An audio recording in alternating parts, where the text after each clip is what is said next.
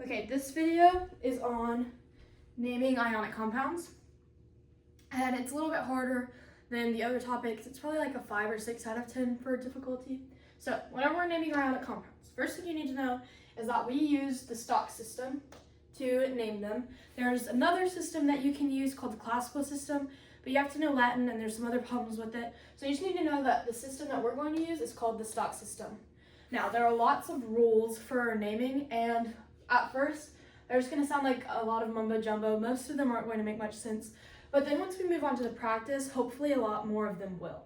So, first off, whenever we're writing the name, the cation stays the same. So whenever you're doing this, you're going to need two things. You're going to need your periodic table, and you're going to need a sheet of polyatomic ions, or you just like look up what the polyatomic ion is or whatever you want to do. But so, if we are writing the name, the cation stays the same. So whatever our first element, let's say it is sodium, which is Na. So if we see a formula and we're naming ionic compounds, and the first element is Na, we know that's going to be our cation, and so our cation is going to stay the same. So the name of our ionic compound is going to start with sodium, and then we'll have to figure out the rest of it. So then, whenever we're doing an anion, if it is just one element, we're going to add IDE to the end. So let's say we have chlorine for our second element. So we have sodium for our first, and it's going to keep its name, it's going to be sodium. But say our second one is Cl, which is the symbol for chlorine. We're going to take off the end, so it's just going to have chlor, and then we're going to add IDE. So instead of being chlorine, it's going to be chloride. So if we had an element that looked like this, NaCl, our cation is going to stay the same. It's going to be called sodium. And our anion, if it's just one, we're going to make it IDE. So what I mean by just one is that this is the only other element. So if it has like a subscript or something, that doesn't matter. This wouldn't work. This would not be a thing, but we'll explain why later. But if you had a different problem and one of them had a subscript, that part doesn't matter. As long as there's just one element, you take off the end and you put IDE. So now, some other rules. This is where it gets tricky. This part, super easy. If you see two elements, you know what to do. Cation, you keep the same name, and then anion, take off the end and add IDE. Now, here's where it gets a little bit more challenging. This group on the periodic table is called the transition metals. And these transition metals, as well as some of these post-transition metals and metalloids, can be funky with what they do with charges. So, like sodium and chlorine, whenever we looked at them, we know that sodium is in the first column, so it's going to lose one electron, one valence electron, and it's going to have a 1 plus charge, always. There's no other charges that sodium can have. Whenever we have chlorine, it's in group 17, so it's 7 valence electrons, so that we know it's going to add 1 more valence electron. That will always happen. Chlorine will always add 1 valence electron. But when you get here in this middle chunk and a couple of these after the chunk, they don't follow these rules. So they don't have like set charges. Like you can't look at them and know, oh, well, I know that iron has a 3 plus charge. That's not true. Iron actually will never have a 3 plus charge, but there are some different charges that iron can have. So all you need to know about transition metals is that they have different charges. So whenever you're writing the charge, you have to put the charge in Roman numerals in parentheses. These are your Roman numerals. I can explain how these work in a different video if you want me to, but you really just need to memorize these 10. And so if you have like iron with a 2 plus charge, you would put a 2 in parentheses after iron. And again, all of this will make so much more sense whenever we're practicing them. Now, all of this, transition metals will always have different charges, except for these 4 over here. These are the exceptions that we need to know, and there's 4 of them. First, we have silver. Silver is in this chunk. All of these 4 are in this chunk where we don't know the charges, but these 4 we do. Silver will always be 1 plus. Zinc will always be 2 plus. Gallium will always be 3 plus, and aluminum will always be 3 plus. So you don't have to do this Roman numerals and parentheses stuff for those, just because we know those will always have the same charge. So now that's just regular cation and anion and what you do whenever you have a transition element. Here is when we start with polyatomic ions. So if you have more than 2 elements in a compound, you likely have a polyatomic ion. So here we just have a normal binary compound because there are two elements, 1 and 2.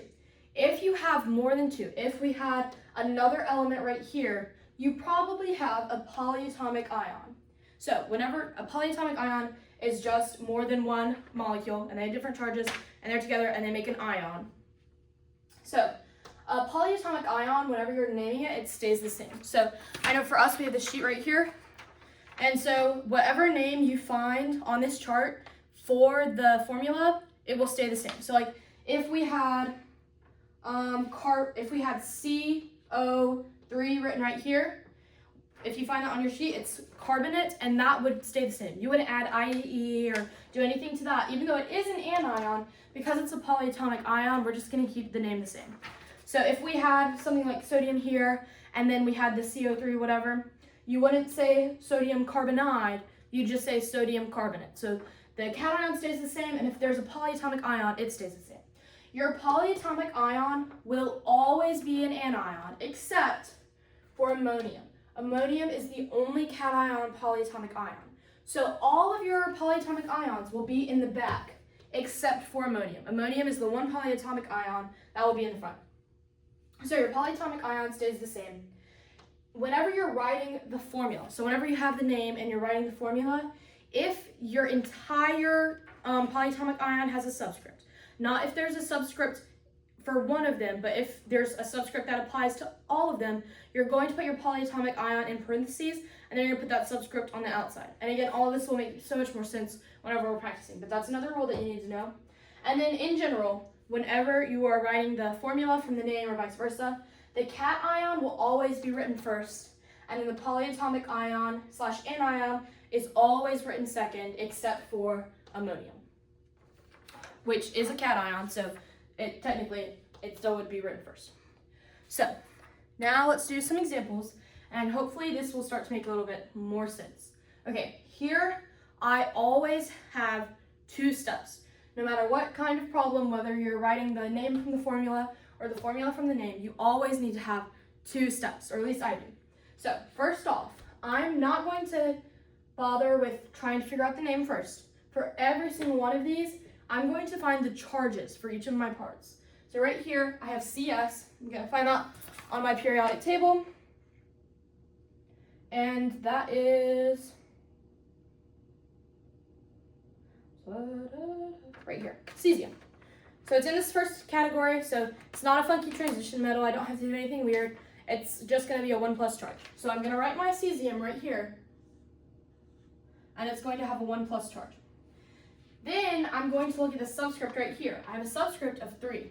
So I'm going to go ahead and total up the charge underneath. So right here I have cesium, and it has a 1+ charge, but there's 3. So this total charge is going to be 3+. I'm just going to box out because I need to remember this. So then we have nitrogen. So I'm going to write that down. And then I'm going to find its charge. Nitrogen is right here, group 15, which means it has 5 valence electrons, which means that nitrogen will always gain 3 electrons. So nitrogen has a 3-. Now, I know that this total, there's only one of these, so my total is going to be 3+, 3-. So right now, you could have gone without this step because obviously if you have an ionic compound, the charges are going to have to be the same. But you always want to do this because if this was a transition metal, you need to figure out what charge it is. So this is just a good habit to go ahead and be writing out the charges and figuring out your total charges. So now we're just going to follow these naming rules right here, and we're going to write the name for this ionic compound. So first, our cation is going to stay the same. We know that CS is cesium, so we're just going to write that. Cesium. Okay, and then here, we don't have a polyatomic ion or anything fancy, so we're just going to follow this rule where an anion adds IDE. So at first, we would have nitrogen, but since we have to follow the IDE rule, we're going to take off this last chunk, and we're going to add IDE. So CS3N would just be cesium nitride. Not that hard. You just have to remember what your rules are. So now we're going to do the reverse. This time we have the name and we need to write the formula. So first, we have calcium bromide. So calcium, I'm going to find it on my periodic table. That is Ca, and since it's in group 2, I know that it's going to have a 2+ charge. And again, we're going to find our charges for everyone, even if you don't need to. It's just a good habit. And then we're going to find bromide. So I know that this ending part is going to be different when I look for it on the periodic table, but it's in group 17 and it's Br. And then it's going to be a 1- charge because it's in group 17. So here is why we're writing our charges. Because we're trying to find the formula, if we just put 1 calcium and 1 bromide, this would be wrong because these charges don't cancel out. Whenever you have an ionic compound, it's neutral, and so it has to cancel out. So what we're going to do here is we're going to make sure that these match. So we have a 2+ here and we have a 1- here. And so to get this to 2+ and to cancel it out, I need a 2-. To make this a 2-, I need to have 2 of those bromines. And that will get me to 2-. So my formula is going to be calcium bromide 2. Because this is going to be neutral since our charges cancel.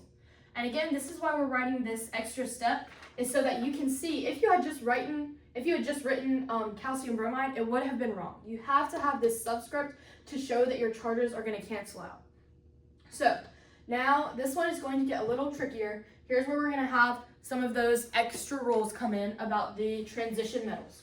So we're going to do the same thing that we normally do. We're going to write charges, except this time we have a transition metal and a polyatomic ion. So they're going to be a little more challenging. So first I'm just going to write my first symbol like normal, except I cannot write a charge because if you look on your periodic table, lead is right here. It's in this post-transition metal thing, and it's going to be funky. I don't know exactly what the charge is because it's in group 14, so I don't know if it's going to be +4 or what else funky stuff it's going to do. So I'm just going to leave this right here, but I am going to look at this polyatomic ion. So if I look on my polyatomic ion chart, I'm going to find SO4, which if you look, it is sulfate. It has a 2- charge. So I'm going to write down SO4 2-, and then I know that there's 2 of them. So I'm going to put this 2 right here, and 2 of the 2- charge makes a 4-. Okay, so now, since I have this, I just need to choose a charge for lead that will cancel this out. So obviously 4-, I'm going to need a 4+. So this one is going to be a lead 4+. Now, you could not have gone, well, what if I have a lead 2 and I just have 2 of them? You already have your formula right here. You're not trying to write the formula, you're trying to write the name. So since you know that you only have 1 lead, it has to be a 4+. So now when we're writing the name, our cation stays the same. We're going to write lead. But since it's one of those funky transition metals, it's a post-transition metal, I have to put the charge in Roman numerals in parentheses. So since this is a 4+, I'm going to write a 4 inside my parentheses, which is just IV. And then, since this is a polyatomic ion, my rule for a polyatomic ion is that the name stays the same. So whenever I looked on my sheet, this was sulfate. So I'm just going to write sulfate right here. So cation stays the same. Since it was a funky element, I have to write the charge in Roman numerals in parentheses. And then since I have a polyatomic ion, it stays the same. So I'm just writing sulfate. So it's a lot of steps, but if you can remember what your rules are, it's really not that hard. If this step is by far the most important, you have to find the charges. Sometimes there's not really a point, but every other time it will matter. And if you don't do the charges, you will get it wrong. So always, always have this extra step. Even if it seems like you don't need to, you might. So now we have the opposite of this one. So we had one where we wrote the name here, one where we wrote the formula, one where we wrote the name. So now we're going to write the formula. It's really not that bad. We're just going to take apart our pieces. So first, we have chromium. I'm going to find chromium on my paper, and I can see that chromium is Cr, and it's one of those funky transition metals, but we already knew that because we have the charge in parentheses right here. So I'm going to write Cr, And the great thing about this is that it tells me what the charge is. I know that I'm going to have a 4 plus charge because it just said it. This is a 4 plus. So now I'm going to look for my polyatomic ion because this one has a polyatomic ion as well. So I'm going to look for phosphate. And if I look on my paper, that's going to be PO4. And that's going to have a 3 minus charge.